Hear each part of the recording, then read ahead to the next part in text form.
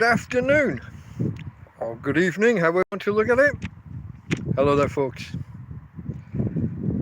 It is January the 7th, 2024. You are watching Down and Out in Torrevieja with me, Delta Mike. Down and out, homeless, a hobo, a tramp, indigent. Torrevieja, a town on the southeast coast of Spain. That's where we're at. Okay.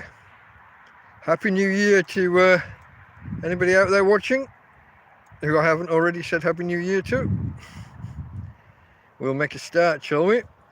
This is episode 16 of TrampCast. The number 16, we'll start with a few facts and figures about 16. It's a square number, 4x4, we all know that. It's also the only square number where the perimeter is the same as the area.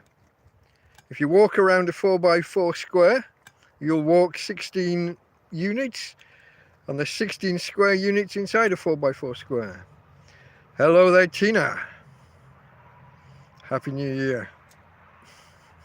I know we've said it already, probably. We were just speaking, but hey. We said Merry Christmas. I don't know if we did do New Year. I'm not good at this keeping in touch with people business. Okay, back to the number 16. Square number, perimeter the same size as the area. What else we got?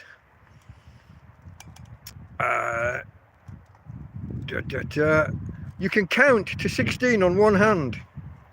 Don't know if you know this, but if you take your thumb, let me do it, and you count like the creases in each of your four fingers and your fingertips, 3, 4, and 4 fingers times 4. You're in a pub in Southport. Nice. So does this mean that the entire pub was listening? You got me on loudspeaker? Or are you sat in a quiet corner? Maybe with headphones on. What else we got? You can count to 16 on one hand. 16 ounces in a pound. This is related to the number 16 being 2 to the power 4. You can divide 16 down to 8, halve it again to 4, halve it to 2, halve it to 1. So numbers like 16, 12, 60 were often used in old counting systems because just because of the way that they can be halved and quartered and eighths. 16 is also used a lot in computer science, kind of for the same reason, because of binary and the way that binary scales, 2, 4, 8, 16. Hexadecimal numbers. The base 16 number system uses the digits 0 to 9 and A to F to represent 0 to 15 in single digit. Often used in computers and a lot in the web. If you ever look at colours on a web page, if you ever view the source, you'll see a hash symbol and then 6 numbers in hexadecimal. What else we got? Sulfur on the periodic table. Slothbite, hello there. Welcome. There's somebody else out there who hasn't said hello yet. I see that there's not just the two of you out there. Numbers are a little low. I'm just going through some facts and figures about 16 because this is episode 16. Just while we wait and see if anybody else comes and joins us. That's an idea. If you can hit the thumbs up for us, that'll signal to YouTube that maybe they need to go out and tell more people. Karen's here as well. Hello, Karen. You'll see that I start at 4 your time, rather than 3. I was late preparing and getting ready, so I also thought it would suit Karen better the time. I thought she might be out there. The number 16 in the US. This surprised me. I didn't know this because I thought this was exactly wrong. In the US and Canada, 16 is the most common age of consent. I thought it was universally 18 over there, but apparently not. I don't know. I didn't really believe it, but it's Wikipedia, so it's a fairly reliable source. I won't say it's totally trustworthy, but it's usually there or thereabouts for facts. It's also the age in much of America and Canada where you can get your learner's permit, your learner's driving license. Didn't know that either. And here's one that really surprised me. It's the legal drinking age in Germany, Switzerland, Austria, Belgium and Portugal. 16. Didn't know that. Now what I couldn't find out was what they meant by that. Does that mean that you can go into a bar on your own? Or is this accompanied by parents? Or is this just the age at which you can drink it at home or somewhere? Because the one that surprises a lot of people is that in the UK you can drink from the age of 5. Just not in a bar or a restaurant, but at home or in friends' houses, in private residences. The legal age in the UK for drinking is 5 years old. No wonder we like a drop. You might as well be putting it in the baby's bottle. Okay, shall we make a start on some of the other tasks we've got? I think that's it for my facts and figures for the number 16. Oh, ounces in a pound, 16 ounces in a pound. I guess we've kind of covered weights tangentially, but in the UK, I don't know about other countries whether they define pounds differently, but 16 ounces in a pound. I know that our pints are different, but that's not the number 16. Wow, from 5 to 4.6. That would still be considered fairly strong by British standards, or would have when I was a kid. I guess now we're standardising. But yeah, historically British beer was always quite weak because it was taxed based on its strength. So there was a financial incentive for beer to be weaker. Tina girl, come here. Come say hello to the peoples. Didn't do this yet, did I? Oh, she's walking behind me. Come here. Say hello. No. Hey. No. Come here. Who are we barking at? No, no barking. Shush, shush. I don't know who we're barking at. Don't think there's anybody there, is there? Oh, I don't know. I've decided to bark at somebody and I don't even think there's anybody there. Calm down, sweetheart. Sorry folks, she was just finishing her food. I think she's finished. I put her food out just before we started. So she wasn't... I can't hold her from here. The lead has got shorter and shorter as it keeps breaking. So there was a time when she could have been the other side of the camp there and still been on the lead. But not anymore. Not anymore. Okay. So while we wait and see if anybody else joins us, it doesn't look like we're going to be that popular. Here's the thing with YouTube, folks. Because I've gone, what have I gone since Boxing Day? 10, 12 days? Is it? Maybe more. 13 maybe. Without doing any videos. YouTube kind of lower your priority, punish you for not... they basically want you to do something daily. Otherwise, rather than the account growing, the channel growing, it starts shrinking, and they don't push the message out as much. Such is life. Now, when it comes to this week's topics and what's happened basically the week or two, those 10, 14 days over Christmas, I haven't actually got that much to say. So it's mainly filler this week. There are a few things, especially the last few days. It's been a bit windy here and my tent's taken a bit of damage. And Tina. We'll come to that. I won't get ahead of myself. Actually, I'll just, if I turn the camera around and show you the door to the tent. Hold on. Where are we? Do you remember the bottom of the tent used to have a few holes? The bottom of the doorway. Tina, shush. Tina, shush. Can't hold it steady. Well, now there's a big dog-sized hole in the door. She unified. She nicely decided to unify a few smaller holes into one big hole in the doorway to the tent. Because she's like that. We'll get to it when we're going through the order of what happened over between Christmas and New Year in particular. Okay, folks, what are we going to start with? Oh, we've got the section where I do a few of these random getting to know you questions. We've done the facts and figures on the number 16. Now it's just silly random getting to know you questions, and you can feel free to jump in and answer these ones yourself. So the first one I wrote down here is favourite takeaway order. What's your go-to? When you go for a takeaway, what do you get if you've only got one choice? I think for me, it's typically fish and chips. It just has to be. Traditional, British, fish and chips almost every time. If other people are ordering, if there's a group of us and they go for Chinese or something, then I'll go along with them. But I don't know what anything is. I can't list now. I couldn't tell you a bunch of Chinese meals.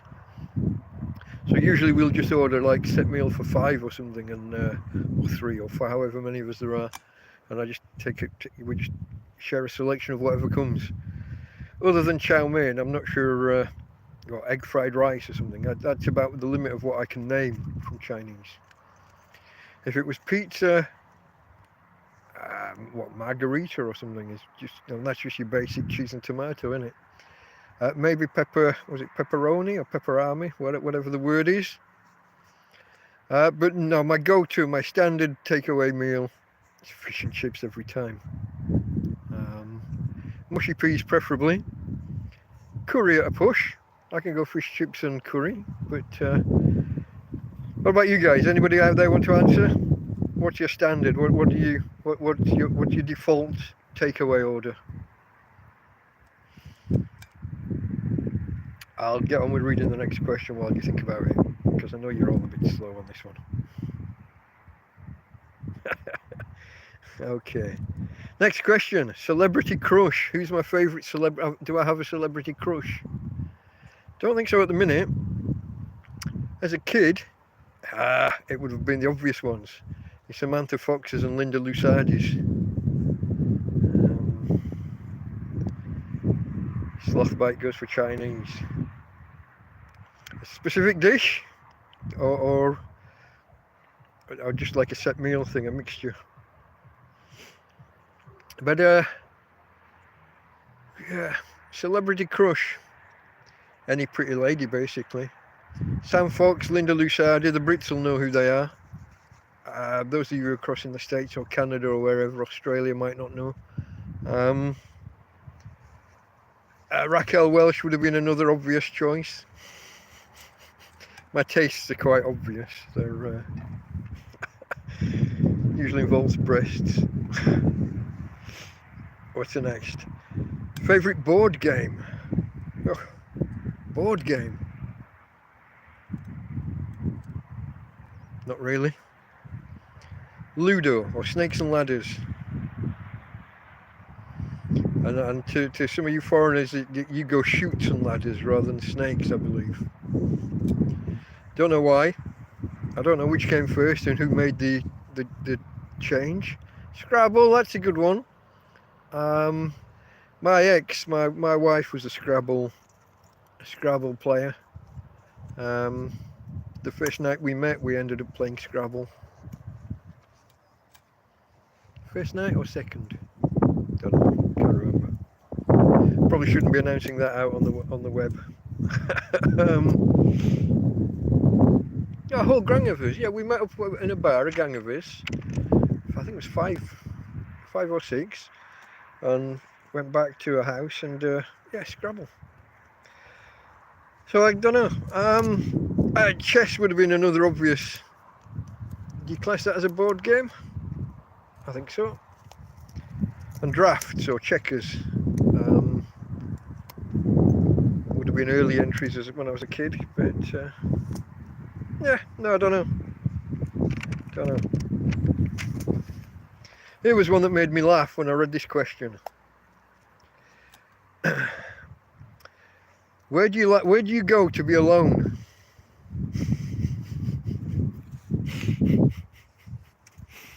There. I live it. So that's why that question made me laugh. There isn't really an answer to that. I always used to like long walks. I used to run marathons, so long runs used to be a thing as well. But yeah, nowadays being alone is the default status. The question really would be, where do I like to go to not be alone? And when my pockets are empty, there aren't many options. If I go and sit on the benches at the top of the cliffs, people will pass and say hello. Other people with dogs will say hello until Tina chases them away. You're gonna love her. What's going on back there? Something's crunching. No. That's just something that's blown on the floor off the table.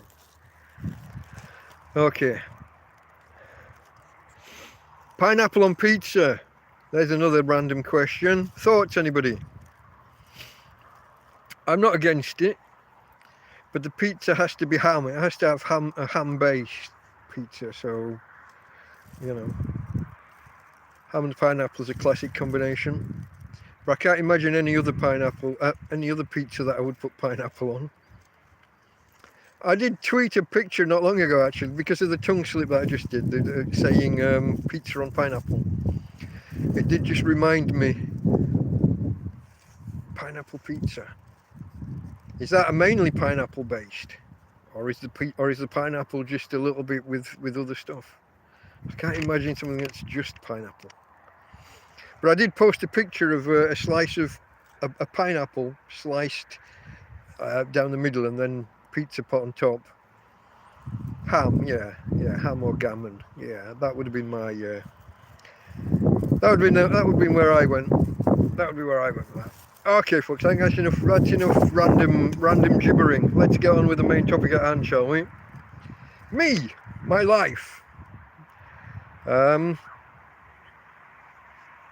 think it was Boxing Day, was it? I did the last live stream. So the main themes since then, obviously the main themes are Christmas and New Year and everything that goes with them, which include handy things when you've got a dog that's petrified, handy things like fireworks. And if you know anything about Spain and fireworks, Spain, fireworks and dog, not a good combination. Not a good combination, poor girl. We'll get to the specifics, but that's a big theme for the last 10 or 12 days. Ismo. Just back after work. Good timing, my friend. I just finished talking about random rubbish. We're just starting on my life since Christmas. And saying about how Tina doesn't like fireworks, and there's been a lot of them. Also related to Christmas and New Year, well, I guess deepest, darkest midwinter really. Cold nights and condensation. So even when it's not raining, and it hasn't rained often, it rained once over the whole Christmas and New Year period. For about 3 hours. Not particularly heavy, but no, it's when it starts raining inside the tent, but not from actual rain, from condensation. When it gets so cold, the dew out of the air condenses, the moisture in the air condenses, forms droplets on the inside of the tent, and then starts dripping. So like literally raining inside the tent. Had that a few times because it's cold nights. I think last night we were down somewhere. Was it last night or it might have been the night before? I saw 6 degrees on the thermometer on the clock at one point, and that was the night I decided not to have a hot water bottle. So that was a bad choice. Yeah, it was a little bit cool, that one. But we were all right. Nothing too severe. Just a little bit uncomfortable around the ears and the back of the neck. Just pull the duvet up tight, and cuddle the dog. Try and stay warm. Other themes then. Other themes. Fireworks, midwinter, Christmas, solar power. Got here. Not cold, only -14. Oh, only minus. Oh, it went too quickly. Give me a second. And the screen isn't. Oh, there we go. Only -14 Thursday morning. Very cold. -36 Wednesday. Oh no, minus. I'm not sure which day that is, mate. Only about ±2-3 degrees. So it's quite mild at the minute. But it has been cold. I can't imagine those temperatures, my friend. I can't imagine that at all. Celsius, -20s and 30s. That's just crazy. I guess if you're outside for more than, 10 minutes, you're dead.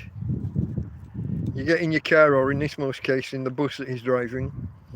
Stay in the warm, and then you get out of that and straight into a building. No hanging about outside. Not at -30. Don't know. What temperature is it where people ski? Can't be that cold, can it? I don't know. I've never been. Skiing's not my thing. The only thing I've ever done in the snow is throw snowballs. And once it gets below -10, you can't do that.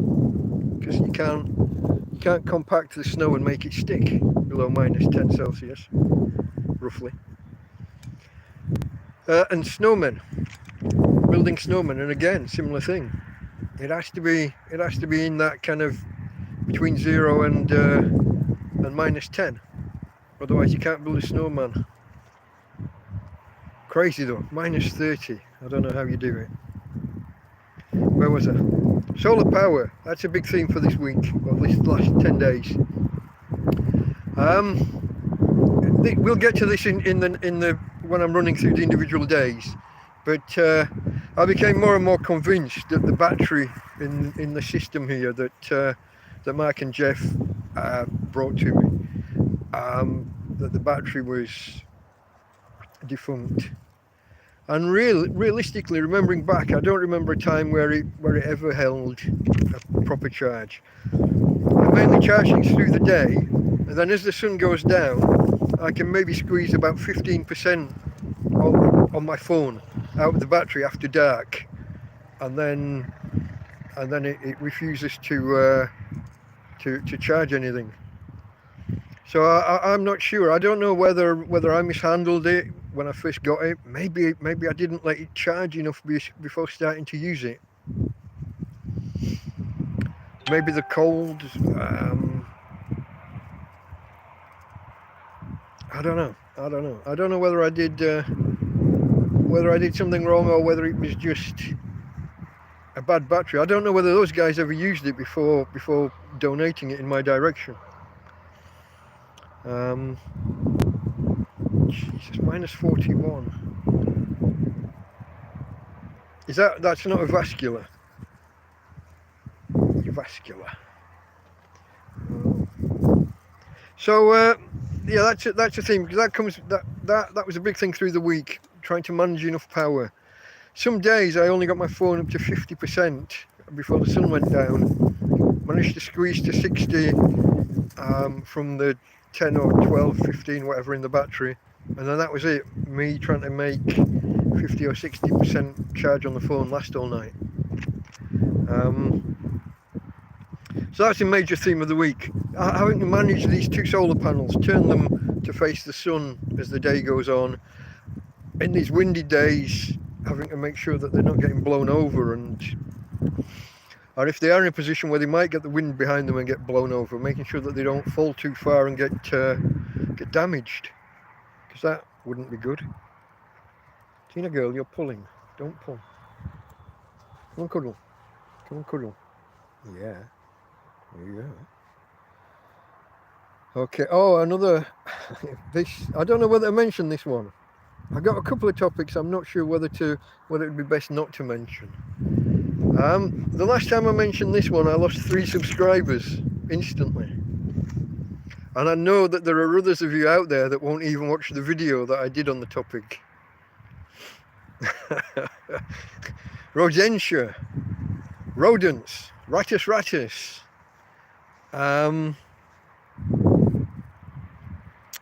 Yeah, those 4 or 5 days immediately after Christmas Eve, really. But now I'm being left alone. It's like I've culled enough of them that they, I don't know. I'll let one go. Tina, no. I let one go. It was trapped but not dead. It was caught by the leg. Tina, shush. Quiet.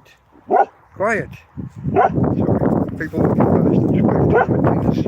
Tina's saying hello in her own way. Tina girl, sit down and shut. Hey, sit. Shush. Quiet. Be a good girl. Yeah. That's my girl. Monster. So yeah, Rodentia, like I said, I did the Christmas Eve post. Was it Christmas Eve? I did a short that got seen by 300 or 400 people. And I picked up, I think 3 on the day, but I picked up about 6 subscribers over a 2 or 3 day period.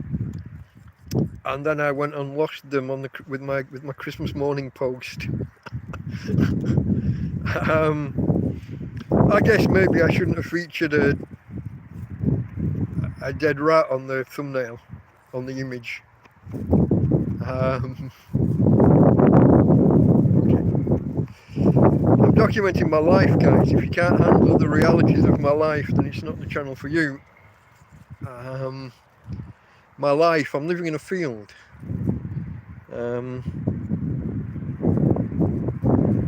Okay, it is work town, where he's living for work. That's, however cold, he said, minus 30 odd. Can't get to it, mate. Can't get to it. Minus 41 where he lives, where he's living to work. That's not good. Don't know how you do it, my friend. Don't understand at all. But yeah, like I'm saying, folks, I live in a field. There are rabbits, there are rats, there are mice. The rabbits are obviously no bother. They don't come anywhere near me. The other two come in waves.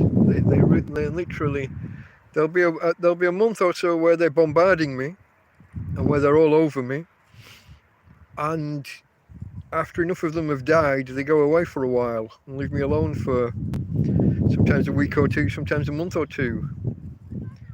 So yeah, like I said, I'm documenting my life. If my life is Tina, that's enough. I'm gonna get angry now. Stop it, darling. Tina, stop. No barking. Shush. Calm down. Leave the nice people alone. Yeah, like I said, I'm documenting my life, and my life, as well as ripped tents and solar panels and all the rest. My life involves battling rodents. One of my traps fell apart yesterday. So I'm getting ahead now, you see. I go off on tangents and start spoiling the punchlines. But I got a mouse trap inside the bedroom. Everything else is out in the front part of the tent. Because as far as I know at the minute, I'm not being bothered inside the bedroom. And when we got the rats and the mice the other day, recently, they've been in the front part of the tent. But I had this one lone trap inside the bedroom. And it was sprung, it was set, ready to, it was armed, ready to trigger. And all of a sudden yesterday, it seemed to trigger. And I thought, that's strange, there's not going to be anything there. And I double checked, I looked, and no, there's nothing there.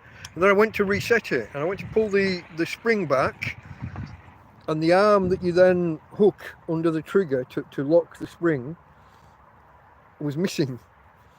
The staple at the other end, I'll say staple, but yeah, the little clasp that sticks into the wood that's anchored to, that retaining arm is connected to, has pulled out of the wood because of the force of the spring, because of the strength of the spring, and the clasp and the retaining arm are missing in action. If I can find them, I should be able to repair it and just push the little hook, the little bracket, the little staple back into the wood. But I might have to hammer it slightly, I don't know, but I can't find them. I don't know how far they've been thrown when they've sprung away. And because the trap had been moved out of the doorway, it was just sat on top of some bags of clothes that I've got. And there's a few of these bags. And so the spring, and not the spring, but this little staple and this arm could have been thrown. They could be in a bag, they could be on a bag, under a bag.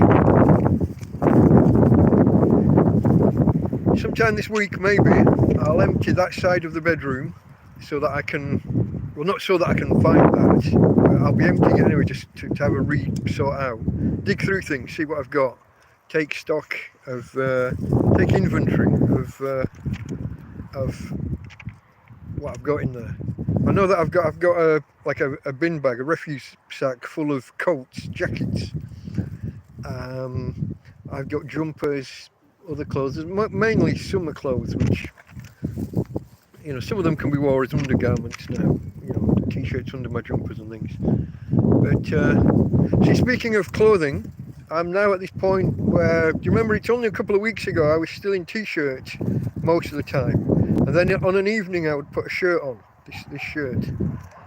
I'm now in the shirt all day, every day. Well, I've got two of them, you know, they do get washed, but I've got two of them when I've got water.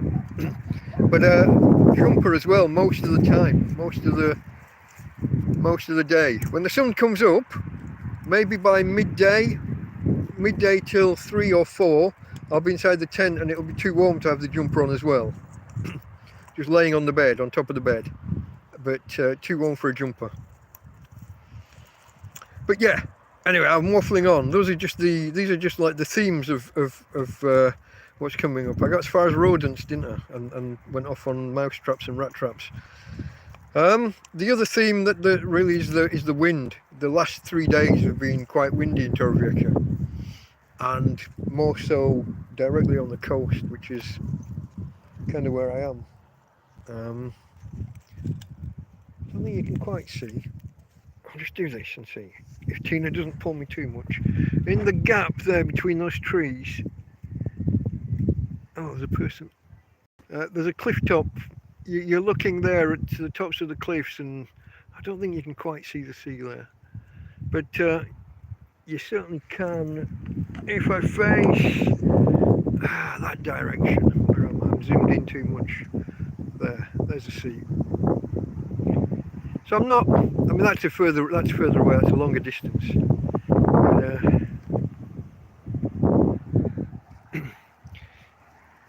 turn the camera back around. Warm and sunny in the UK. Very weird for January. Yeah, I mean, you've had big storms, haven't you? I thought the last, was it last week or the week before? And I think you've got more coming. I don't really look at the UK weather that often. I'm out of touch. I don't even look at the UK news that often. The BBC likes to flash up a headline once or twice a day, but it's usually politics or some rubbish I'm not interested in, so I don't really take that much notice. So anyway, folks, those are the themes. Windy days, tent damage. My tent is, I showed that at the start, but most of you probably weren't here. My tent is now, the zoom's not well. Okay, the zoom wasn't working. The tent's getting quite badly damaged now. The tarpaulin on the top of the roof is starting to split along its length. It had a big hole in it before. Now it's splitting along its length. And you can see the doorway there, which is partly from the wind and the weather, but the big hole at the bottom is dog-sized. Some people came to bring me some food.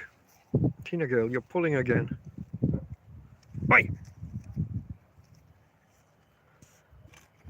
some people came to bring me, I think it might have been Christmas Eve, it might have been a day before, I'm not sure.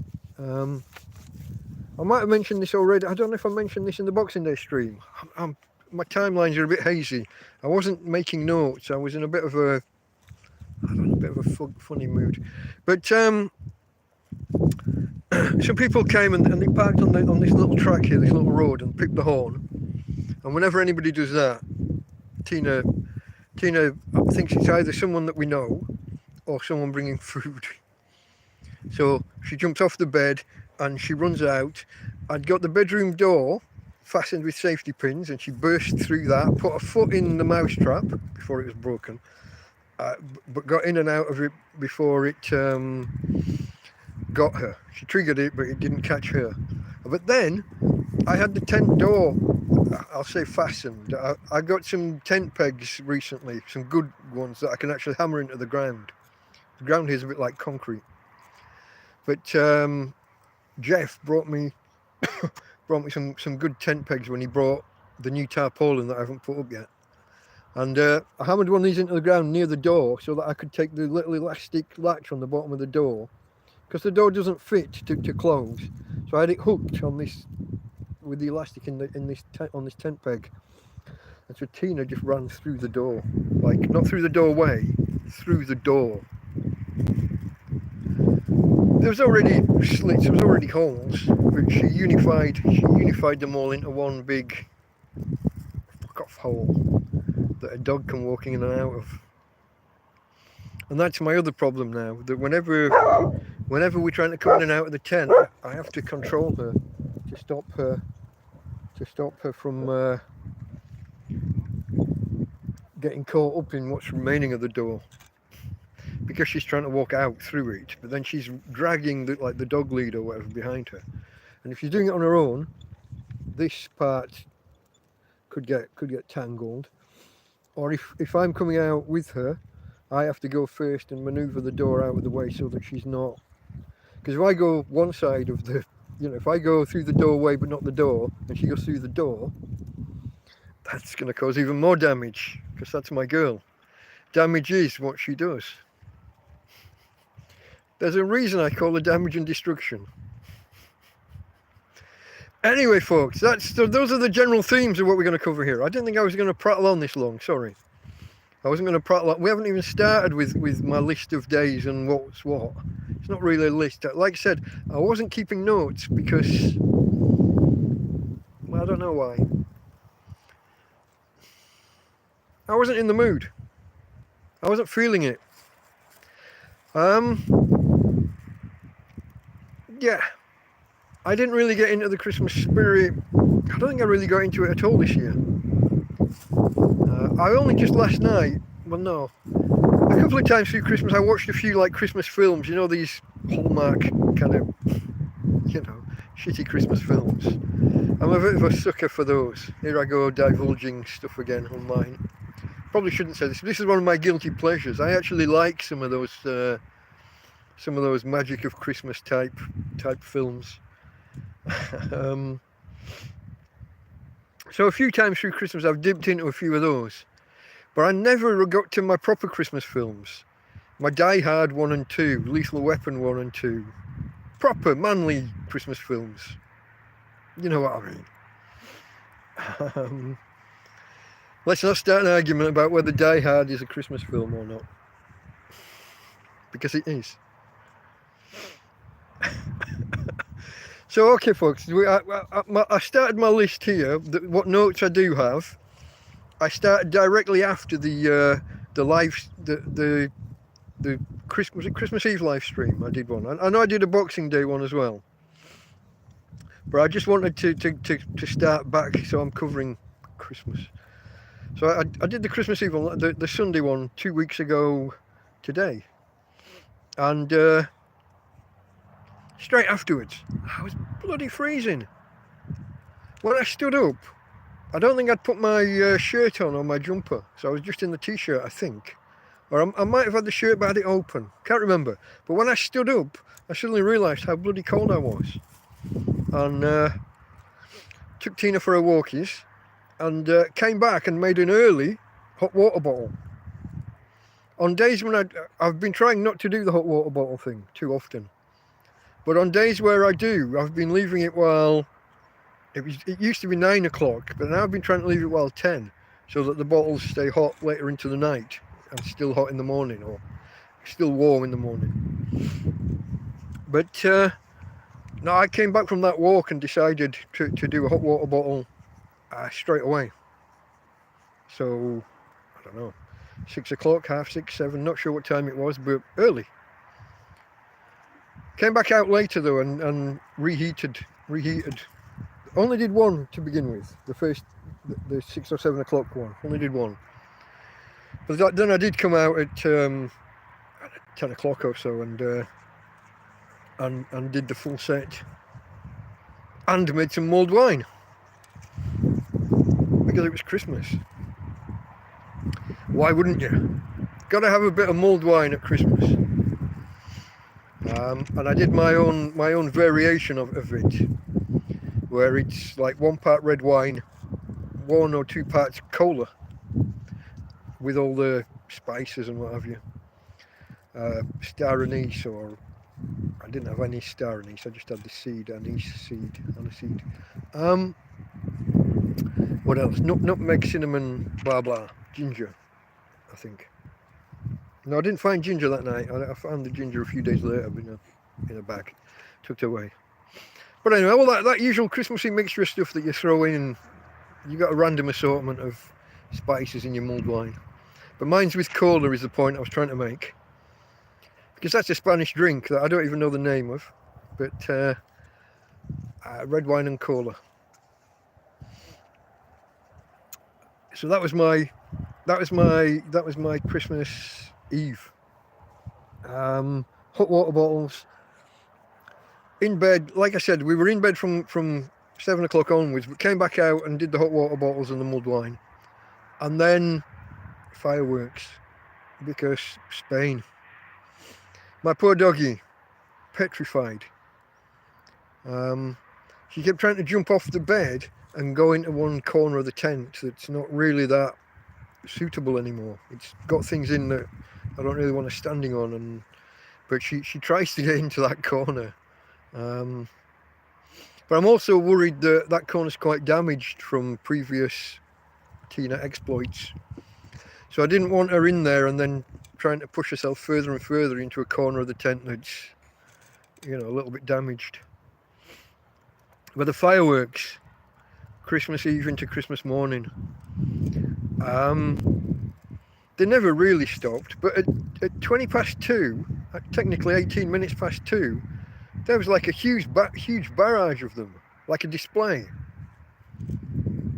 Not just like one firework and then another, and then just bang, bang, bang, bang, bang, for, I don't know, 3, 4, 5 minutes. Can't have been an organised display. It must just be, you can buy those, like a box with all the fireworks in, and you can just light one thing and the whole lot go off, a whole battery of them fire off in succession. Must have been something like that. It can't. Nobody could possibly have been holding an organised event at 20 past 2 Christmas morning. Although the bar here was still open. I could hear them with their music and stuff. Never been there.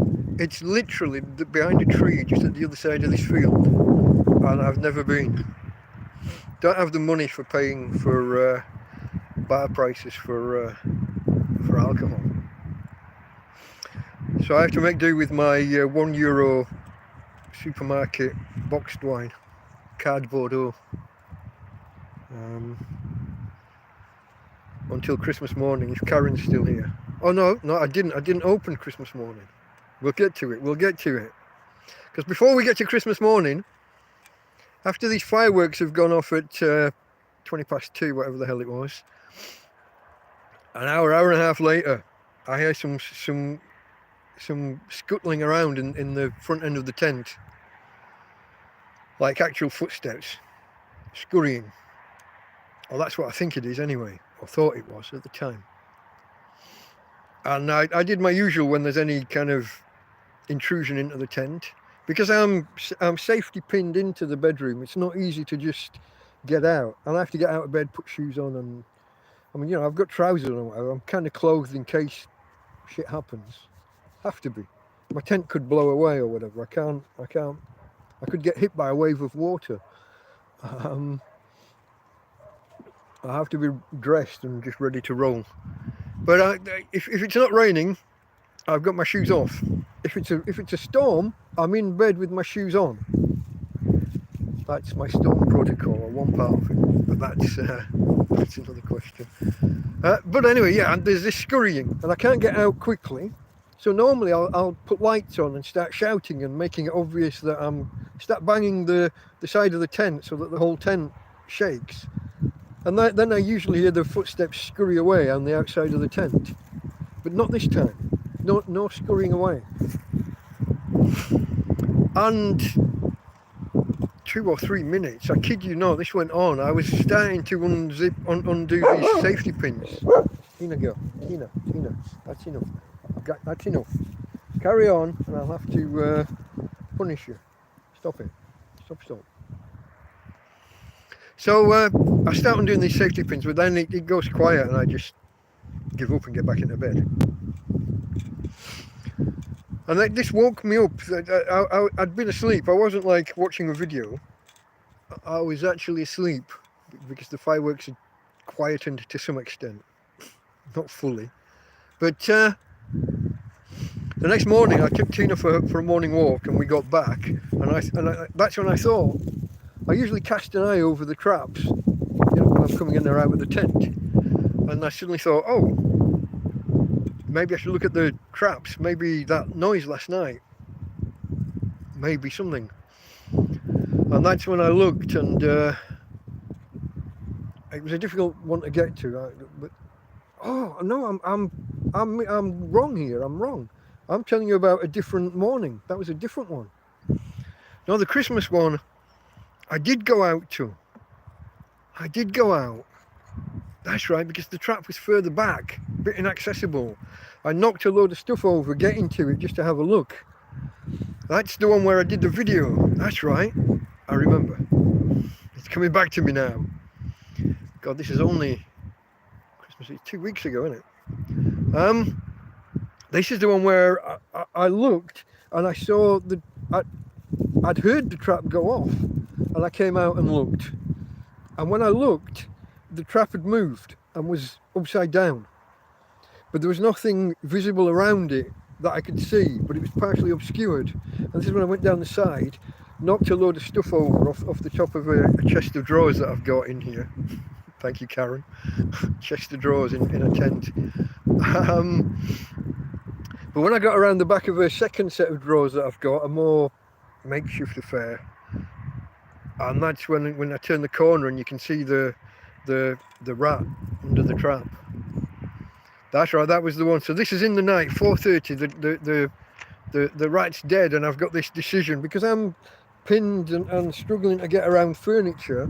I got this question of, do I try and move another 1.5 meters forward to retrieve this thing now while it's still warm and might still even move, for all I know, or do I leave it alone till morning? And if there is any last death throes or anything, I won't be exposed to them. So that's what I did. I left it alone until morning. That's right. Sorry folks, I was going off on a different story, because as we'll come to, there was, I think we got 4, not all rats, we caught 4 things over 5 or 6 nights. But they've left me alone ever since, I think. See, in a tent, you can't always tell. The fabric ripples, and the door's blowing, and there's plastic noises, and there's plastic bags with food that are getting hit by the door as it swings in and out. So sometimes there's a ripple of fabric, and you're thinking, is that scurrying? Is that something running on the plastic floor, or is it just the walls of the tent? So yeah, that was the night of Christmas Eve into Christmas morning. Yeah, not great. Not great. So yeah, so Christmas morning, like I said, starts with a dog walk. And then when I came back, that's when I grabbed the rat and disposed of it. Tina, can we have a break, please? Tina, stop it now. I've had enough. Stop. So yeah, that was when I mean, all I did, I got a new, I've got some bin bags, refuse bags, sacks. I just turned one inside out, picked the whole thing up and turned the bag. Just like when you're picking up the dog waste, the dog mess. Same technique, just it was a dead rat. And because it was now cold and, what's the word? Rigor mortis, rigor. The thing is solid. There's no, it's not flopping about and moving about like a freshly killed one would be. Tina, will you stop? Stop. Shush. I can't see in my glass. I can't. When there are people on the path, on the track here, I can see that they're there, but I can't see if they're looking or not. These are reading glasses, so that I can read the chat, which none of you use. But that does mean that I have to, when I want to actually look, glasses up. And I tend to just have them there all the time now, and my hair's just becoming a little bit sticky uppy because glasses. Look at that, there's another 5 minutes prattling away, and that's not even on my list. It's going to go dark soon. I'm still talking about 2 weeks ago. So yeah, disposed of the rodent, reset the trap and moved it further into the tent. Like I was saying about how I had to squeeze down the side of this chest of drawers, I put the trigger for the trap there so I don't have to get past the drawers, which will come in another day or two in the list. Yeah. So yeah, Christmas Day.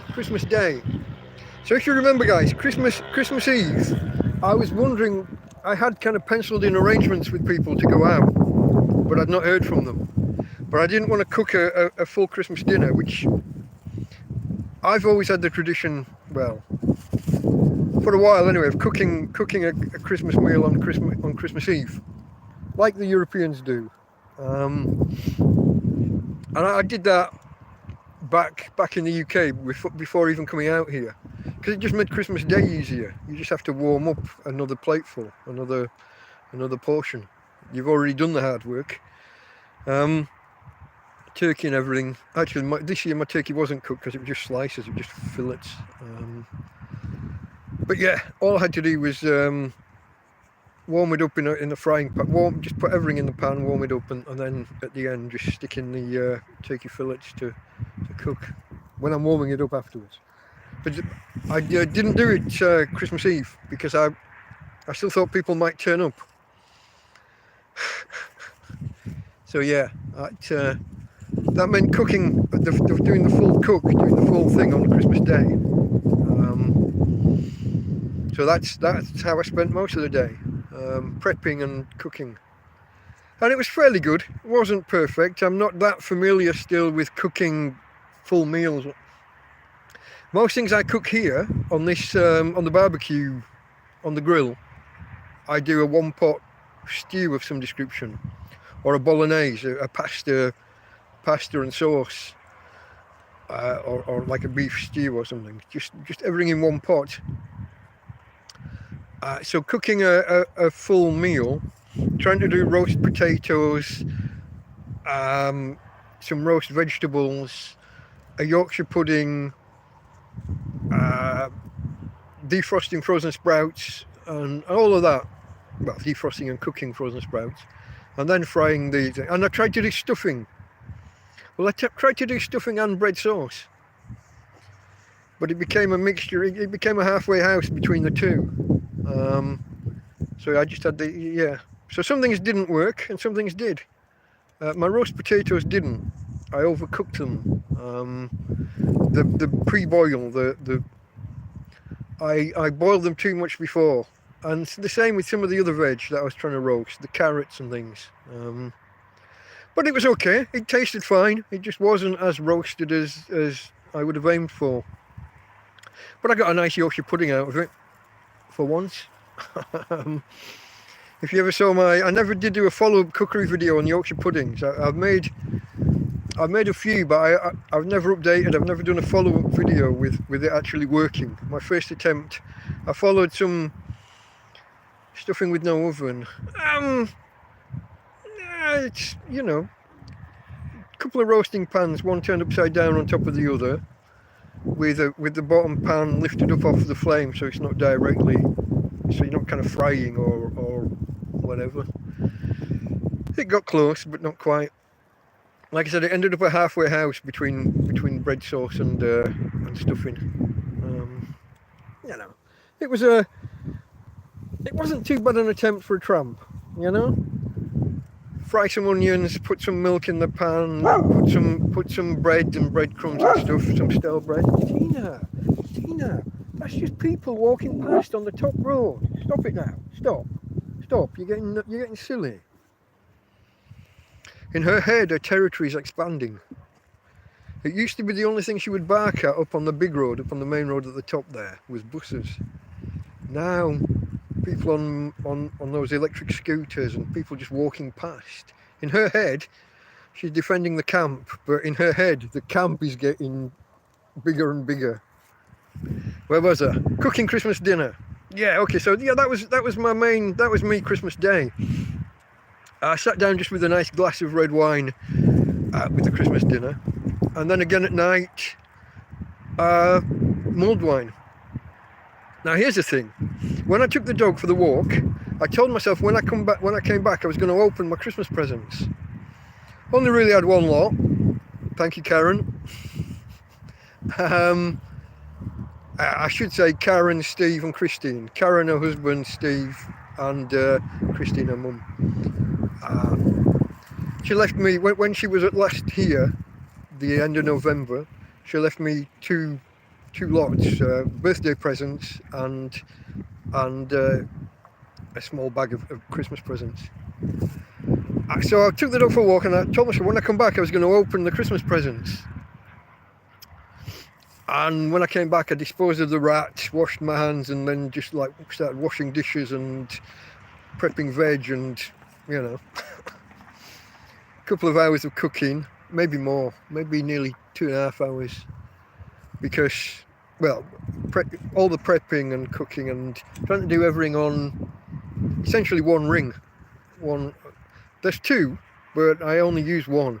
Although it's falling apart now, it's starting to break off, and some of the gas jets are getting a bit iffy, where it's corroding and falling apart. Can't do anything about that. But yeah, no. So there was a bit of the logistics of trying to prep everything and eat from one table while back and forth with one ring. So it took a little while in the end, and it was a late start to the morning because I'd been awake all night, most of the night.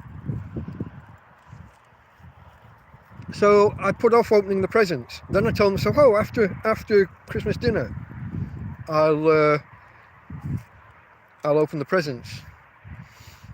It was, you know, there was only an hour or so before it got dark, so I took Tina for another walk, did whatever I needed to do here, and then climbed onto the bed and forgot all about it all.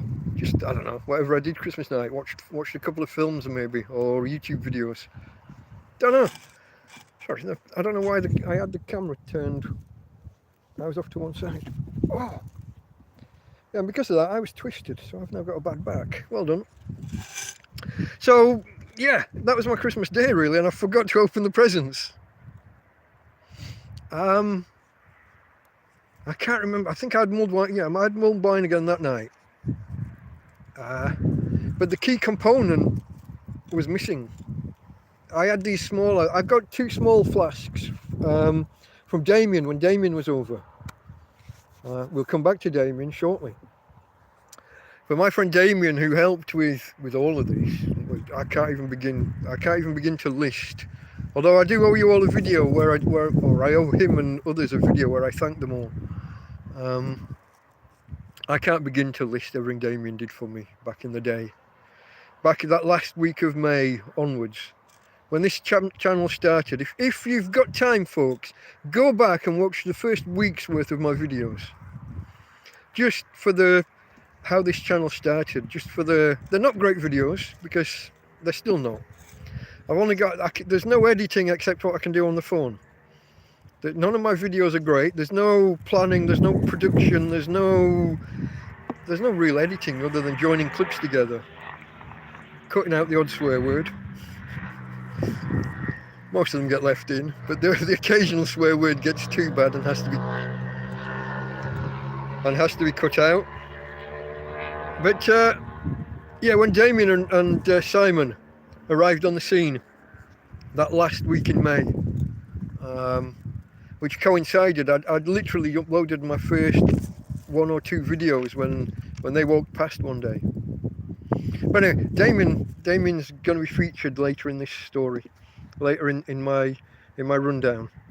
So we're coming to the end. That's the end of Christmas Day. I got into bed and I had some mulled wine and some little flasks that Damien had given me, little ones, and they're more like single-walled bottles than flasks. I don't think there's any kind of vacuum or anything in there. I'm not 100% sure. I would never put them on a fire to try and boil what's inside and see whether it breaks them. But we'll come back to flasks momentarily. The reason I'm prattling on about flasks is because Boxing Day, Tuesday, I did open my presents that Karen had left. And one of the presents in there was a flask, a 1 litre flask. So from Boxing Day onwards, when I was having my mulled wine at night, I could make a goodly amount and put it in the flask. In fact, so far, it's the only thing that's been in the flask. I haven't had any for, I don't know, 3, maybe 4 days? Not sure. I had some, no, I don't know. But when I have had some, it's gone in the flask, so that I can just crack the flask open, and it'll still be warm an hour, 2 hours later, whatever. So if I prepare some at, I don't know, let's say 7 o'clock when I'm getting into bed, or on it's more onto bed really, but when it gets dark and there's nothing to do out here, even though you can feel already that it goes dark later. You can feel the difference already. In fact, a few weeks ago, yeah, where are we now? Coming up for 6:05. A few weeks ago, it would have been dark now. It would have probably been dark for a quarter of an hour already. Tina girl, I'm going to get really angry if you keep pulling at me. Come on. Come here, be good. Say hello again to the people. Let's look. No, that click didn't work. That one did. There she is, look.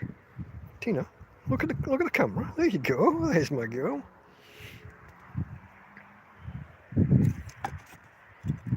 So yeah, like I said, you can feel that the days are getting longer already. We're already feel it, even though it's only been a couple of weeks since the solstice. Got the right one, didn't I? I have to check with myself whether it's equinox or solstice. But it's solstice when you're at the maximum difference. Where are we? Oh, my other presents. Yeah, the UK, you'll have been dark. Oh, hold on. 6 here, 5 there. Yeah, you'll have been dark for what? An hour and a half. I remember at football matches, I was up north, it'd be getting dark at 3:30, 4:45. Floodlights would be on at half time, sometimes before. Yeah. Where am I? It's getting cold now, that wind's cold. Presents, the rest of my presents from Karen, of course. Now I've got to try and remember which were birthday presents and which were Christmas, haven't I? Christmas was the flask, a thermal cup, an insulated cup, a travel cup type thing with a lid on, and a little drinking, not a spout, but a little drinking slot. And Oh, and a little bottle of whiskey for Christmas, half bottle. Hello, Anita. So yeah, that was, so I didn't open, like I said, I didn't open my Christmas presents on Christmas Day. I opened them. I opened them on Boxing Day. No, I don't think I opened them too long before I did the live stream on Boxing Day. I kind of almost half forgot them again. Sorry, Karen. It's just how I am. I'm disorganized. I wasn't even sure whether I was going to do a live stream most of that day. It was kind of I might have decided maybe an hour, maybe two hours before I did it. Don't know. Don't remember.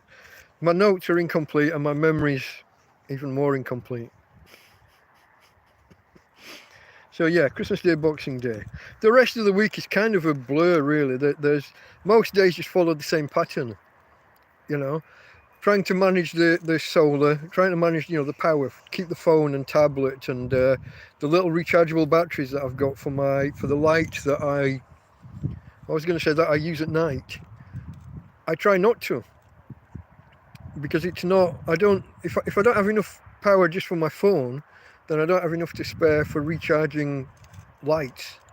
And one of the birthday presents Karen gave me was a headlamp, and I've got some proper batteries for that, non-rechargeable.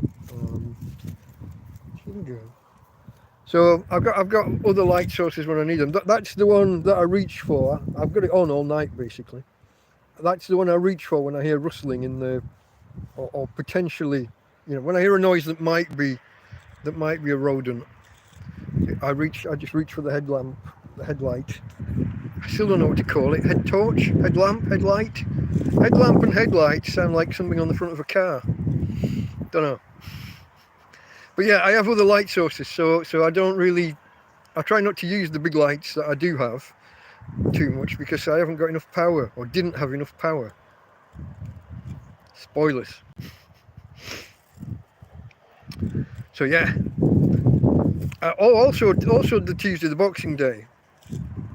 2 more Christmas dinners, because like I said, I made a batch. There's no point standing there for 2.5 hours cooking, prepping and cooking, if you're only going to cook one meal.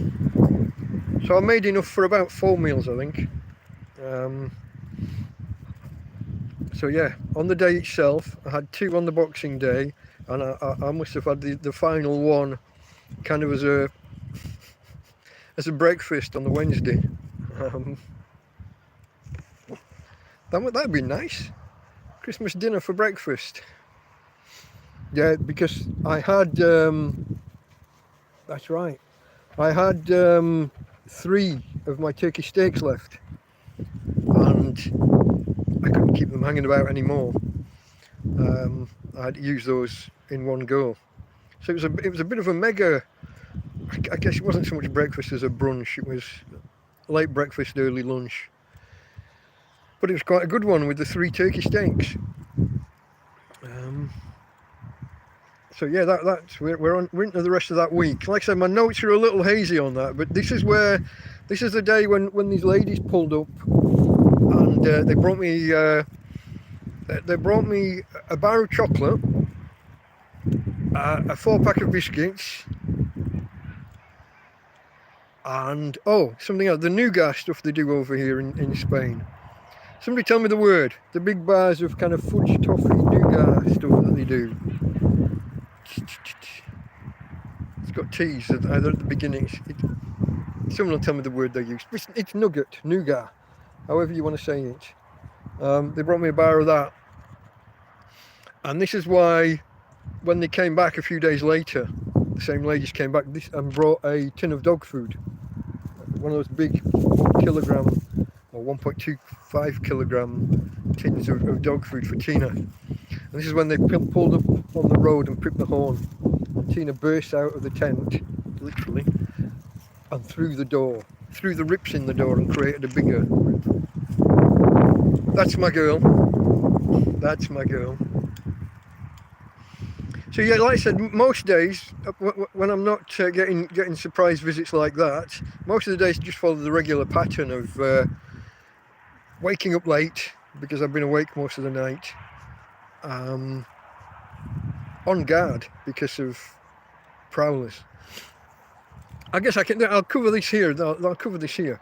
I said about the one rat that was Christmas Eve into Christmas morning, and the next night, Christmas night into Boxing Day, a mouse dead.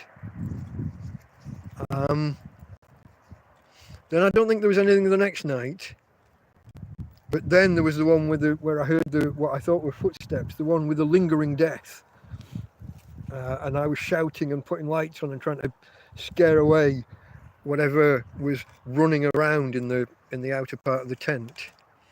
Churon, that's the word. Thank you, Karen. That's the fudge stuff that they have. That whole array, that continuation, that what's the word I'm looking for? That scale from toffee through fudge through like this Churon, this nougat, and often into off towards chocolates and things. I think it's all just about how much sugar and how much milk. Are we back? I just glitched out. Was it just me? Let me know if you're still there, folks.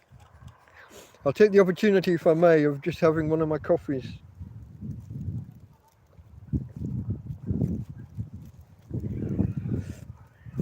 I've sat here talking for nearly an hour and a quarter and I haven't had a drink yet.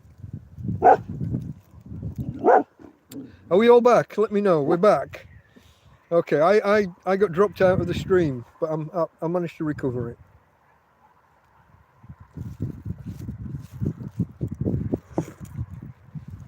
Toffee versus fudge versus nougat.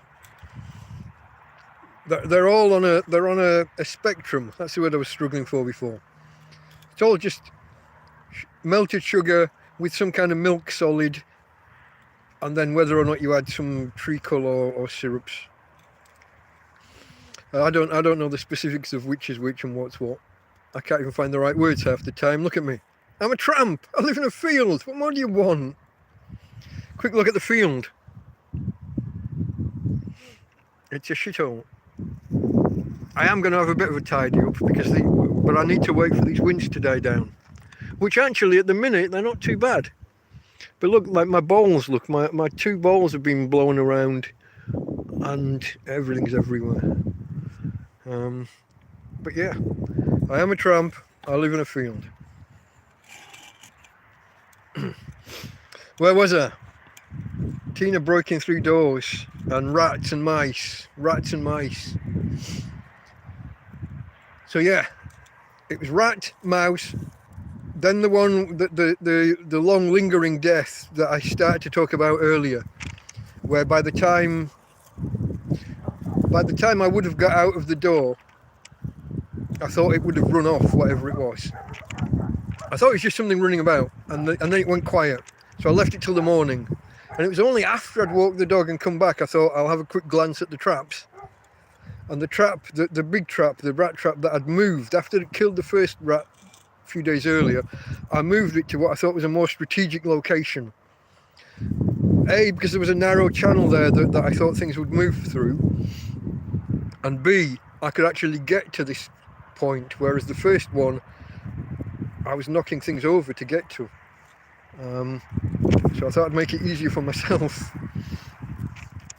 So rat, then mouse, then we got a rat again, and it was, like I said, it was only when I came back from walking the dog and I looked and I suddenly thought maybe, and that's when this one, the trap was upturned again, but this time to the left. The previous time the dead rat had been to the left of the trap under, and I couldn't see it properly.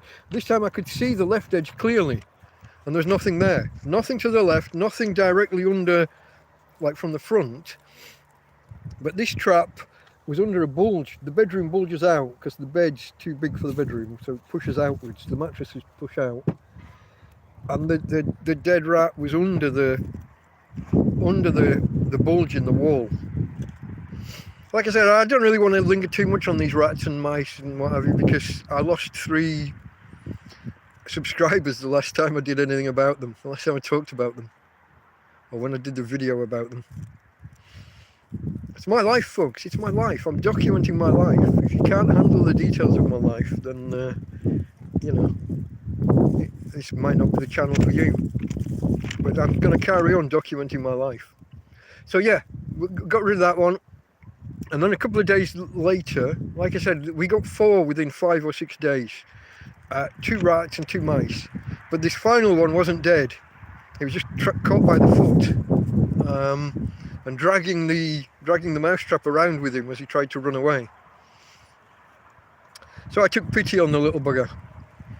Whereas in the past I've hit one over the head with a hammer and squashed it. I didn't feel good about myself when I did that. That one wasn't trapped per se, that was running around in the bottom of a bag. But I didn't like myself after I did that. And I've released another one in the past where I just picked the trap up and he's caught on the trap, and I've picked the trap up and brought him outside. And I did that again this time. He got his Christmas miracle kind of thing. He got brought out here and released and told not to come back. And since then, none of them have come back that I know of. I can't actually be sure. I only know about the ones that I see or that get caught in the trap. Can you hear this noise? They're like that every day. There's a house back there with 3 or 4 dogs out on the veranda, out on the balcony, barking at anyone who walks past. So yeah, that was the pattern of the week, apart from the visits and the rats and what have you. But yes, in there somewhere in that week before New Year's Eve, Damien called. It's the same day that the ladies brought those gifts round, no, the same days that they brought the dog food. The same day they brought the dog food. Later that same day, after Tina had burst a hole in the tent, Damien paid a visit. Brought his kids and parked on the road here. So we went out to meet him and you know, say Merry Christmas, Happy New Year, all that. Nice to see him. He's back in Ireland. He lives in Ireland again now, but he's estranged family and he's just split with the family. So split with the wife, I should say. They're over here. They're Spanish. His wife's Spanish. So yeah, it was nice to see him because, like I said, he's done ever so much for me in the past. I mean, ever so much. It was a great day for me the day that Damien and Simon walked past. Because, I mean, Simon brought me the tent. Damien, the barbecue, and before that, a gas burner. Before that, the solar-powered radio, and Tina, and just lots and lots and lots of other things. Food and bottles of not bottles, cardboard cartons of wine. He brought me a bottle before he went home. He said, I'm sure he's rigging this, but he said he'd put all his things in his bags and he was weighing them for his weight allowance, and there was too much, so he had a few things to get rid of. So I got a bottle of whiskey. Hey, I'm not going to say no, but I think he was making that up. I think he was just bringing me a bottle of whiskey. Thank you, mate. Where are we? So that was the rest of it up to New Year's. Like New Year, no plans, no money, no... I got to be careful when I say that, because you guys are too generous. No cash. Limited. I still actually had €6 at this point. We'll get to that. But I didn't have enough to like go anywhere, is what I'm saying. I couldn't go to a bar for New Year. Plus, dog. Petrified. Fireworks. What can you do? So we stayed here, and I basically just mulled wine in the flask, hot water bottles, tucked up in bed, and just tried to calm Tina because the poor thing was petrified. And the fireworks went on I mean, all night, all evening, you get the odd blast. But then once they start at midnight, they did not stop until 5:30. Well, even then they didn't stop. What I mean is that the barrages, the total barrages didn't stop until 5:30 in the morning. Hey babe, Daddy had to cuddle his girl. Daddy had to cuddle his girl and reassure her. She was, you know, shaking, panting, dribbling. So much so, like when she's a little bit frightened, usually I can like lift the bed covers, because there's a double bed in there. I'm well equipped in there for a tramp in a tent. But normally I lift the covers, lift the quilt, and she'll go under head first, and I can cuddle her, but I got the back end of her. But I can cuddle her and try and reassure her. But she was so frightened she wouldn't go in. She wanted to be out so that she could run away if she had to. And I was having to hold on to the lead. Normally I've taken the lead off her at night. Once we're in, the lead comes off. But there was too much of a chance of her running out and doing either damage to the tent or damage to herself. If she ran away panicking and got near a road and other fireworks went off, she would run. She once almost jumped off a cliff. We were on the top of the cliffs once and fireworks went off, and she kind of tried to run in the wrong direction. And it's only because I had her by the lead that I stopped her going over. But that wasn't New Year. That was some other time. But I kept the lead on, and she was on the bed. She wouldn't get in. But I had hold of her tightly, because she would have run if I didn't. I had to just keep hold of her. So New Year's Eve was a nightmare. New Year's Eve was a nightmare for her, and not an easy night for me. And I remember last year the same. And then we didn't even have a shelter. We weren't inside a tent. We were just on a bed outside. We had a tarp. Like as the last sheet of the bed, and I could pull it over our heads, which I would do when it rained, but also Christmas Eve and New Year's Eve when we had fireworks. So yeah, New Year's Eve's not an easy one for us. New Year's Eve's not easy. Like I said, fireworks going on until 5 o'clock or beyond 5 o'clock. And then New Year's Day is just a quiet day, just that same old. Because I'm up all night, I will fall asleep some days 6 or 7 in the morning when I'm falling asleep.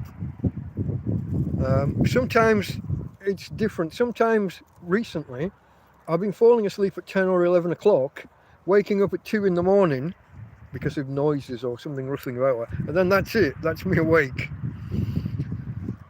There's a program I sometimes watch when it's not like a specific holiday day, when it's on, 6 o'clock in the morning UK time, and I'll often fall asleep like halfway through that, or just as that ends, somewhere 7:30, 8 o'clock.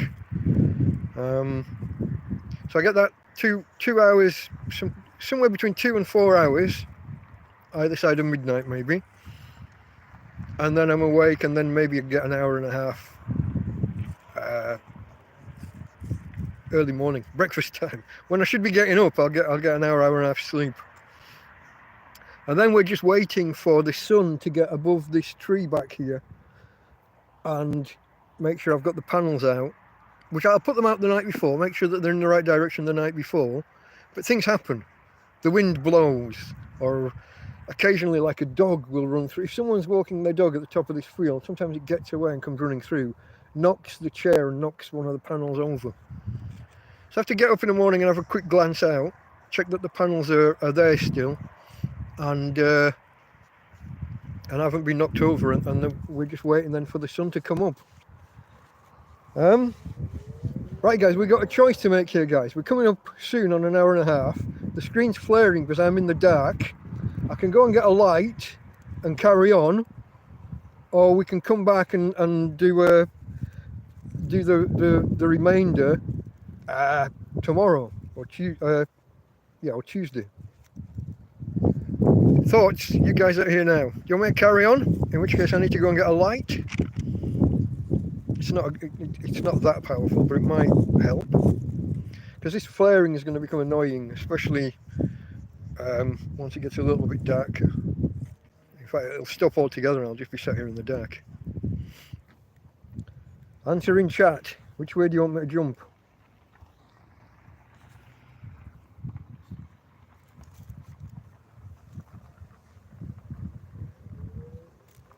Get a light? Yes or no? Tina! Oi! What the fuck? Oi! What are you trying to race off at? If it's not a rat or an alien, I don't want to know. Okay, give me a minute. I'm gonna get a light and try and carry on and get this done in one go. Oh! Come with me.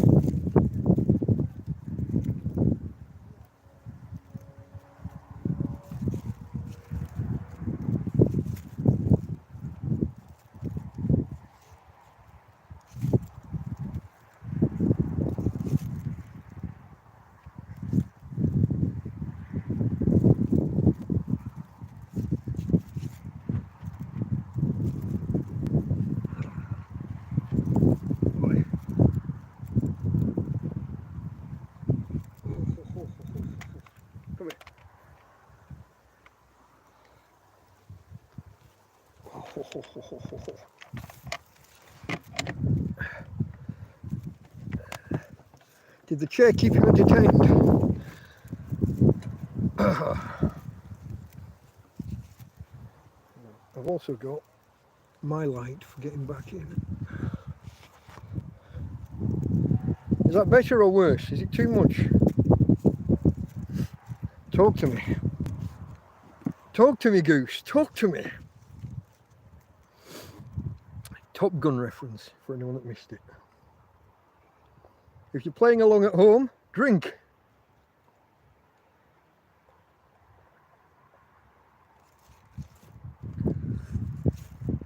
That's very cold coffee. And I've got another cup of it here. I poured myself two. I was late starting. Feeding the dog and pouring myself a couple of cups of cold coffee. See, I still can't even be bothered boiling water for coffee. Can't remember when I last had a hot coffee. So it's just sugar and powdered coffee, instant, into the cup and then just pour water in. I'm doing well for water as well, by the way, guys. That was one of the things, wasn't it? Just in the run up to Christmas, I was short of water. Until the day I went and did my Christmas shopping. And I went and bought, was it the day I did my Christmas shopping or just before? I went and bought 2 bottles of water, and then one of the neighbours stopped and we got talking and he offered me water, and then Mark and Jeff came and brought water the next day because they didn't know I'd got all the other. So suddenly I had lots, and then I will get to it. They came again recently and brought me some more. Oh, do you know this light? I don't think I can read. I don't think I can read my notes with the light coming in from that angle. And that's. Oh, the reason I can't read them is because I haven't got my glasses on. Idiot. Oh, do you know the old saying, guys, about forgetting something if it wasn't in a bag? You know the one. You're not a chatty bunch, are you? Or is it my app that's not showing me them? I'm not getting any messages, so I don't know. And I can't refresh the screen or anything because I'd lose the app. Okay, New Year's Eve, New Year's Day. Where did we get to? Yeah, okay, so Monday, very quiet day. Like I said, just that usual pattern. Get up late, take the dog for a walk, because the poor thing's usually been hanging on. I'm trying to take her out later, like during the, I'm going to say during the night, that doesn't sound right. To me it feels like during the night, because I've gone to bed at 7 o'clock. So if I have to bring her out at 10, 11, 12 for a walk, because I don't want her going all the way from 6 in the evening until 9 or 10 in the morning when I'm getting myself sorted. See, back when we were just on a bed in the field, this kind of wasn't a problem. There was no late mornings, I didn't have anything to do at night to keep me awake. So I was going to sleep, waking up with daylight at night, you know. So, God, it's getting windy and the wind's cold. I'm gonna get a move on. But yeah, the normal pattern. Just get up, walk the dog, come back, sit inside. Get these panels going. Phone will be low on power. Wait for the sun to come up. Plug the phone in and wait for it to start charging. But this goes back to my solar issues and this battery problem and my knights in shining armour. I sound like a damsel in distress, don't I? The beard's discoloured from the coffee. Needs a trim.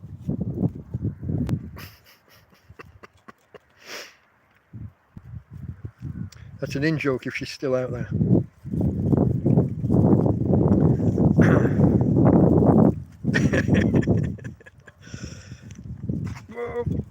Yeah, so like I said, the power struggle, the struggle for power, as in electricity, not political power. So yeah, one day just after New Year, one day this week, the Tuesday or Wednesday, I think we're both, I think I've got the right days. We had 2 cloudy days on the trot, 2 successive cloudy days, which when you're struggling with solar power isn't what you want. And there was one day the sun went down and I was only just above 50%, kind of at the start of the night. So like now, what are we on? Just after 6 o'clock somewhere. It's not going to be, the sun is not going to be on my solar panels until 10:15 in the morning. Maybe slightly before now, it's getting a little bit early. But that's 16 hours, if I got my maths right, 12 plus 4. It's not that much complicated, is it? But I got 16 hours until the sun's on the solar panels. And if I'm struggling to get by on a 50% charge on the phone, that means having to take measures. Because I'm going to be playing videos, or I'm wanting to play videos or YouTube videos. But I might be better off downloading them, setting them to play and turning the screen off. And even now, I've been using the, most phones have got 2 power saving modes, a battery saving mode. I've got one that I use all the time, but then there's an extreme one that only allows you to use a small selection of apps and you can only use one at a time. It kills them in the background, they don't keep running. And I've been having to do that a lot. Power saving and turning the screen off just to get through. And trying to make 50% on your phone last 16 hours while you're wanting to do watch YouTube videos or watch films. Not possible. I mean, you know, I should actually be closing my eyes and going to sleep for 8 hours, but that doesn't happen. I only get, like I was saying before, you can add them up. I'll be lucky if I get 6. In fact, if you look at me now, look how far off that eye is. Or is it that one that's off? Depends which one I look through. When I'm tired, my eyes stray, wander. I never get a good night's sleep. Not that, because there's a dog to wake me up. There's mice. There's rats. There's people going past. This road here, people stagger along at all hours in the morning when they're walking from places. You wouldn't think there aren't that many bars here, but when they're staggering out of some nightclub in town to go home or whatever, they come along and make all sorts of noise. It's although it's quite quiet at this stretch of it, it's one of the busiest roads. Well, it's part of the promenade. It's part of the seafront. If you follow it down, so you get a lot of police and ambulance and fire engine and stuff going past. So even if they're not making a noise, you've got flashing blue lights shining on the walls of the tent and stuff. And occasionally you'll get people who just walk through this field and make noises, which can be a little bit disquieting at 3 o'clock in the morning. We had a gang of 4 trail right through. I don't think they knew this camp was here. I didn't think they knew where they were going. They were just trying to cut through. But it's a little bit of a strange thing at 3 in the morning. Okay, I'm prattling on. I'm going off on tangents about my sleep patterns and stuff, aren't I? Oh, here's the thing. Here's the thing that happened while I'm talking about power. So I've got this system, the battery and the charge controller and the 2 solar panels. But I've also got a portable panel that was my own before all this. And a lady gave me, well, a couple gave me a power bank earlier this year. Well, last year. Somewhere in, I think, May or June. Maybe June. Somewhere around there. And it's been great. And I use that like as a backup. When I run out of power here, I will charge this and not use it for 2 or 3 days. Keep it charging from my portable panel. And then if I run out of power 2 cloudy days on the trot, I've got some saved up, some power backed up. And I communicated with the lady from the couple at New Year, Christmas or New Year. Got in touch and said, you know, thank you so much, and just to let you know, it's been ever such a, you know, it's been ever such a help. I've got it charging every day, and I use it, you know, as and when I need to. And less than a week later, it stops working. That's my backup gone. It's actually got power in it still. It lights up if I want to use the power. It's dead as a doornail when I'm trying to put power into it. So there's that. That happened. Things only ever go worse, don't they? Things only ever go backwards. So yeah, all of this with the 2 days, with 2 days on the trot. I think it was Tuesday, Wednesday, with bad weather on the trot, and I'm struggling for power. Thursday morning, my knights in shining armour arrived. Tina going? Where are you going? Mark and Jeff arrived, and they brought a new charge controller for this. So, for those of you that don't know, solar panels hook up to a charge controller that hooks up to the batteries, and the charge controller decides how much of that power that's coming in from the panels goes to the battery and how much is needed for whatever load you've got running directly. And if there's no solar coming in, the charge controller gives you the power out if you just want DC power, which I do. You need an inverter if you want AC, but we're not in that. We're not in that game. Don't use that much power. But they came along with a new charge controller because they thought it was a charge controller that I needed. I suspect it was the battery that just wasn't holding charge rather than the charge controller not working. So they went away and took away some of my empty water bottles, and they came back yesterday. I was going to say today, yesterday morning. So Thursday and then Saturday morning, they came back and brought me water, filled my water bottles for me, but also brought a spare battery, not an extra. They swapped the batteries. So they took the one that was here home and they're putting that on to charge to see how it responds and how it reacts. But they left me a new battery here, but they also left the charge controller that they'd had the couple of days ago, so that I can plumb that in. If you know, it's actually a better product. It's actually a better charge controller than what I had. The USB, which is mainly all I use from it. We've got a light as well. There's a 12-volt light. But that's it, 12-volt lights, and then the USB port. But the new charge controller, it can handle more power, which should mean it's more efficient to use. It has 2 USB ports rather than 1, and they're higher powered than what I had before. Well, I'm still using it actually. But the USB port that I'm charging from is 5 volts at 1.5 amps. No, that's wrong. 5 at 1.2, so it's on 6 watts. Multiply the 5 by the 1.2 to get the 6 watts. These ones are 5 volts at 2.5 amps, so it's about 11 watts, but two ports. So that'll be better, and it should be more efficient at handling the charge coming in from the panels. But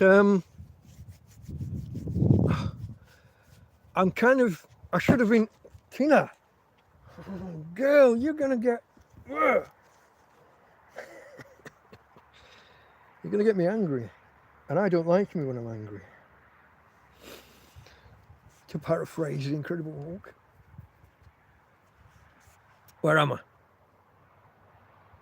I should have changed that today, but the tent's all blowing and buffeting around me, and I don't want to just bring it out in the open and stand here in the wind because of the leads that I have to bring out from the lights and the other bits and pieces. There's a battery box, the battery, the charge controller. Then I got to stand there with a screwdriver and mess about with 6 wires. I don't want to be, and a dog, I don't want to be messing about with electrics while I'm being buffeted by wind. I can try and manage the dog on my own, but not the wind, the tent hitting me and the dog. So I'm gonna leave that. I was expecting, the weather forecast yesterday said that the winds were going to die down yesterday afternoon or evening. They were going to get worse and then they were going to die down. That didn't happen. The forecast changed and now it's going to be windy all through tomorrow and into, I think it's Tuesday at the minute. They're saying that the winds are going to die down, which means I'll be able to repair the tent a little bit on Tuesday, maybe plumb these electrics in, but then it might rain Wednesday, so I've got to be a little bit careful with all that. I've got to be careful with all that. So we're more or less up to date there. That's my, yeah, the guys arrived yesterday and brought the charge control and battery, which is brilliant. And even if I can't get it to work, they can charge the battery and bring back that battery, and I can use that for. My calculations tell me that the battery, the capacity of the battery that's part of this system, this is what made me think something wasn't right.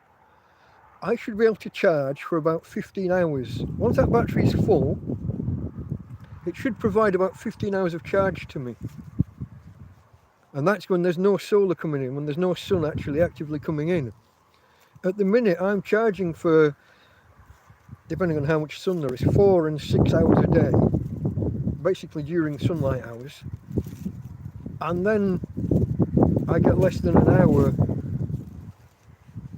from the battery while there's no sun, and then it goes off. The light indicators, there are 4 lights. The battery indicator tells me it's fully charged. So now, if I was to look with the previous battery, if I was to look now that it's dark, it would say 4 lights. I would put the phone on to charge. After half an hour, it'd be down to 2 lights. and after another half an hour it would cut off and not charge anything anymore.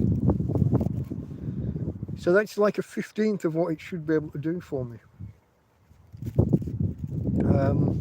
So that clearly, either my maths is wrong, or I'm misinformed about the capacity of the battery, or something just isn't either not set up right or is defective. And I think it was the battery, because instantly, yesterday when we switched the battery and the guys went, I was able to charge for hours last night after the sun went down. I was already almost fully, I deliberately charged to 100 while it was sunny. Then I ran it down to 80, and then I was able to keep it charging and using it without it cutting off after, like I said, half an hour or an hour. It was just instantly better, instantly an improvement. So I might experiment with the new battery and the old charge controller for a few days, and then put the new one in and see what's what. But it's really, I mean, you know, the guys,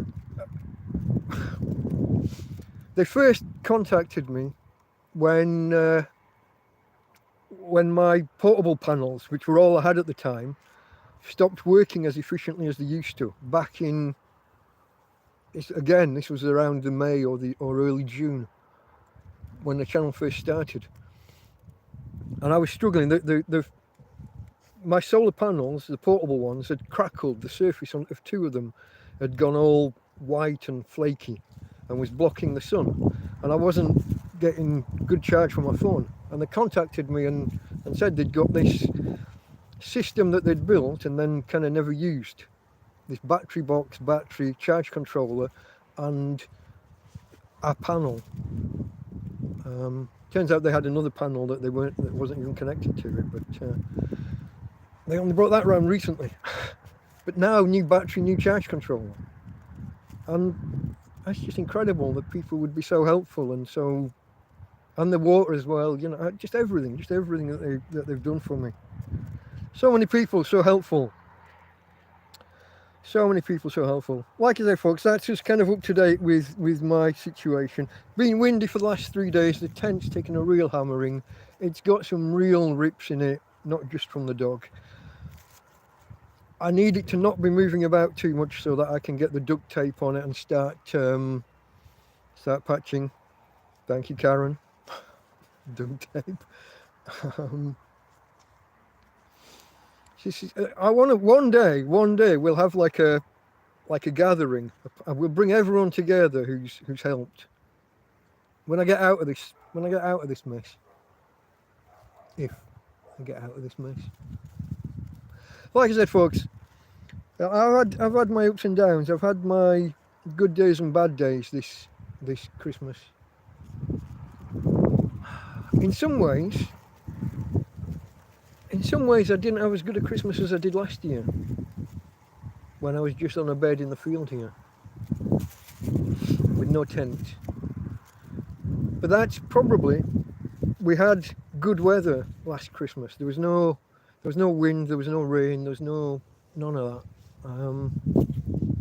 And I had some amazing finds with food. I have a bin bag of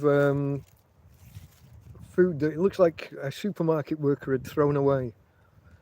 So last Christmas I was able to fill 2 Mercadona bags with ready cooked pizzas and pasties and pies and God, I can't even remember everything. And then I think later the same day I found 7 pizzas that you cook yourself, ready made, but just ready for you to just put in the oven. So last Christmas I had an easier time of it in some ways. Even though my situation is so much better. You know, I mean, last year I didn't have a phone. I had nothing electrical that worked. I'd been flooded twice in the previous month and a half, 2 months. This year I've got it so much better, and yet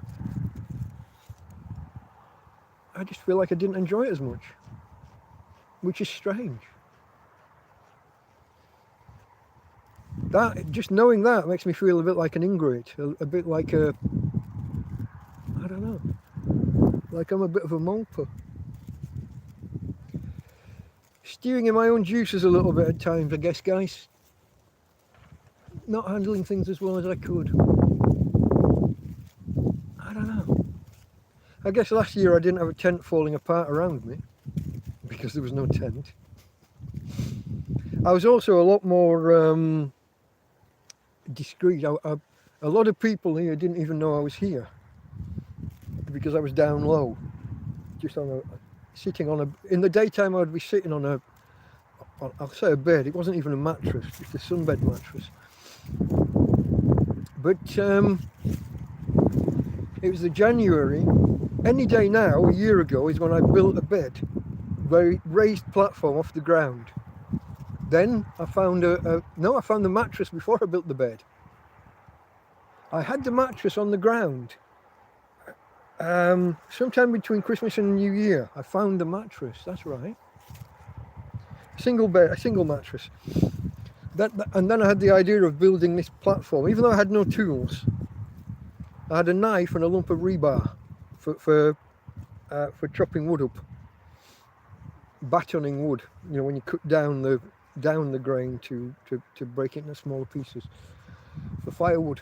That was the only tool I had, and I managed to build a bed about 3 feet off the ground,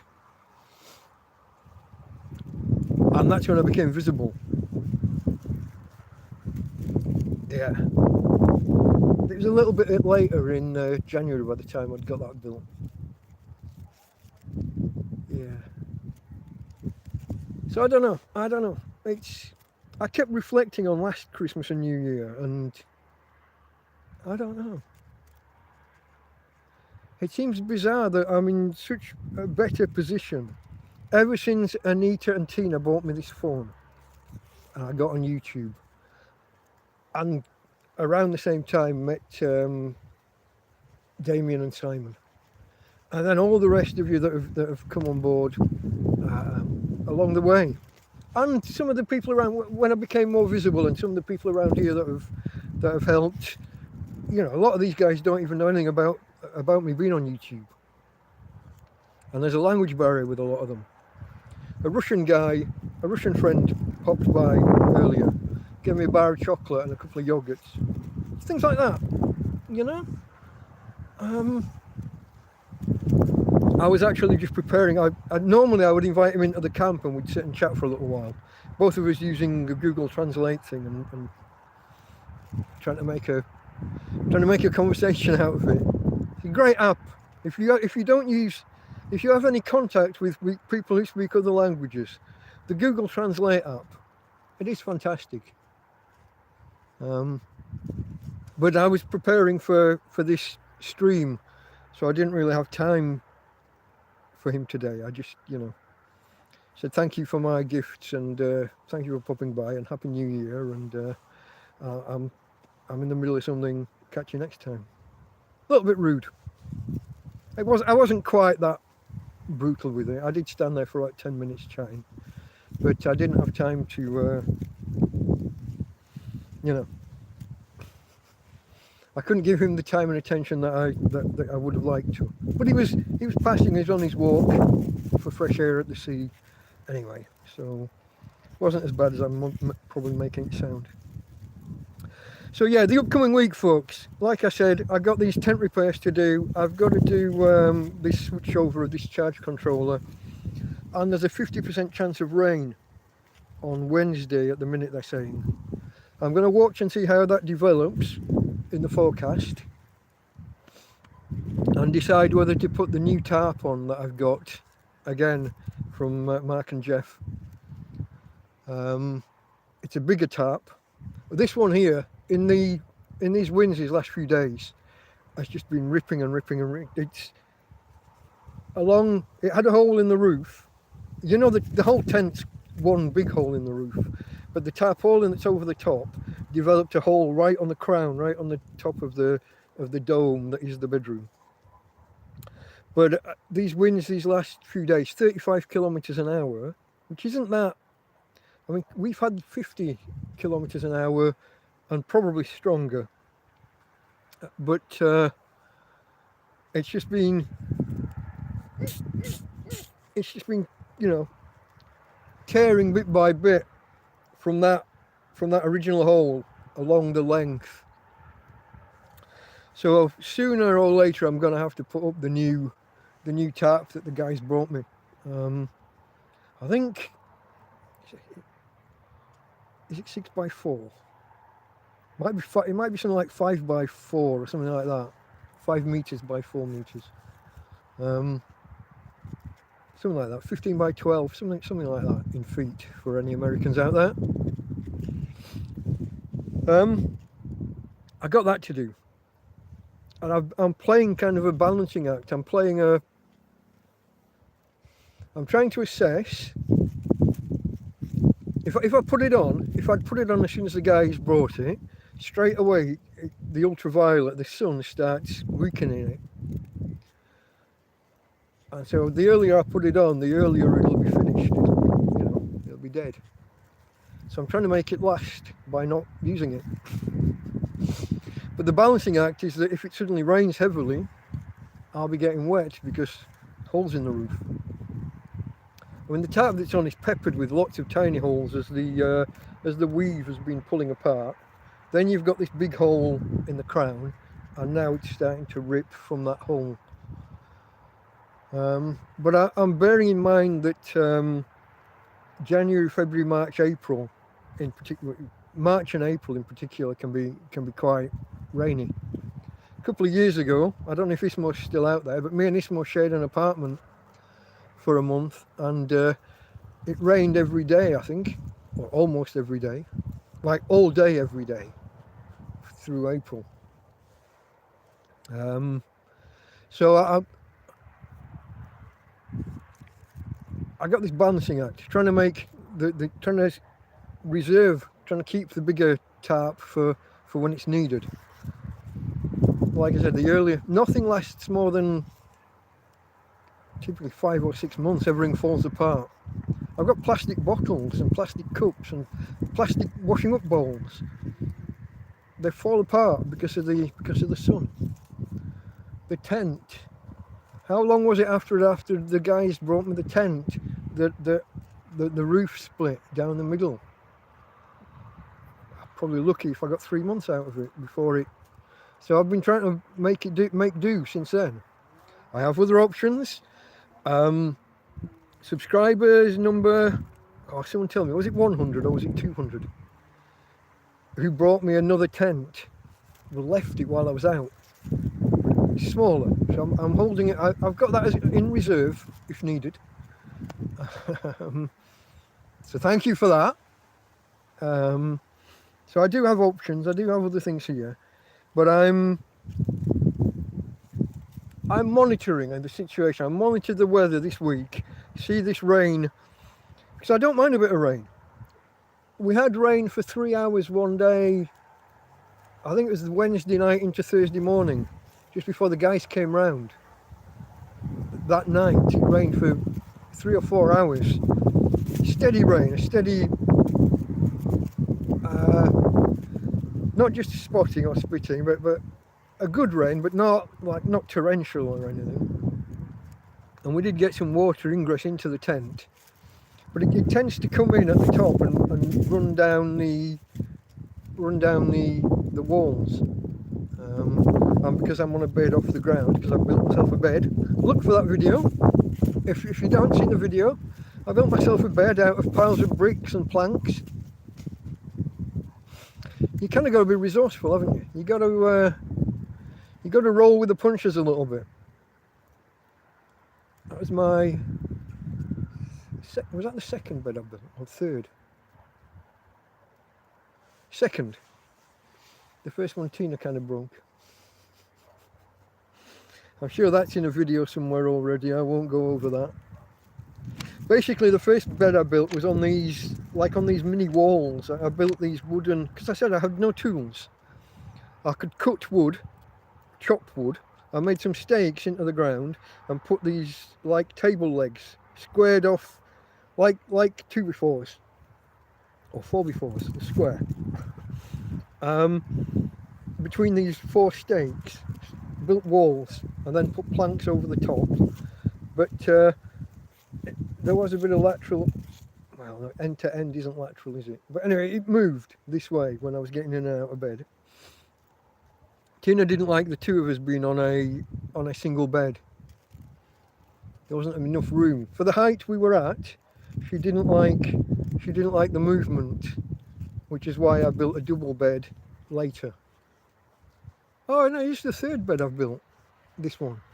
I had a single, then I put a double in when I had the shelter that was made out of the broom handles and the smaller tarpaulin. That's right, 3rd bed. I don't know. But yeah, I guess you've got to be a little bit resourceful. Oh wow. Tube strike in London. That's not good. That's not good, Ismail. Fortunately, I'm not there. I used to live in London once upon a time for a year and a bit. What year? 89, 90. There were tube strikes and bus strikes a lot back then, and ambulance strikes. Fire brigade as well, I think, at one point. Seems like we're going back to that now. Everybody on strike all the time. We seem to have 20 years where that didn't happen. More. I'm talking about 89. 30 years where that didn't happen. How time flies, guys. How time flies. Okay, folks. I think I'm up to date with events in my life over Christmas, New Year, and with what I'm watching out for this next week. Like I said, it's the wind, tent repairs. Hopefully I'm in a better position electronically with this new battery and possibly swapping out this charge controller. And then I'm watching out for rain. It's only Wednesday. It's only 50% chance. I don't have any idea of the magnitude of the rain. I know that Tuesday and Wednesday are both going to be cloudy all day. Oh yeah, I know, Ismail. The tubes are very busy. Very busy, London Underground. Okay, folks. I think that's it. Unless anyone's got any questions. We're just over 2 hours. I would have ended on 2 hours if I'd seen that. I didn't. I was too busy prattling away. Who knew I could talk so much? I don't know how I do this. Honestly, I've no idea how I do this. Turns out I like the sound of my own voice. Who knew? When I was at university, I was okay at public speaking when it came to doing presentations and speeches and things. So I guess the hint was there. Same when I was in business, when I had to go to a client and present some proposal or other. I could always do that.